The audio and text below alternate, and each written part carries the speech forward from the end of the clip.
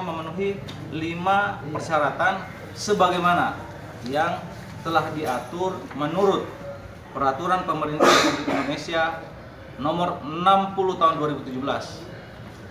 Syaratnya adalah yang pertama surat. Oke, terpenuhi, ada surat. Ini sementara akan disiapkan. Belum berarti. Yang ketiga, ada izin dari pemilik tempat.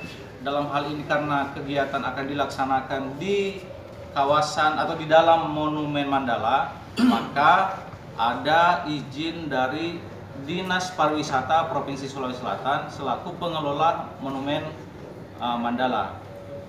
Bila dilaksanakan di luar pagar, maka harus ada izin dari Dinas Perhubungan dan Lalu Lintas. Itu plus ada izin dari Rumah Sakit Pelamonia, karena posisi Rumah Sakit Pelamonia ini berada persis di depan tempat lokasi.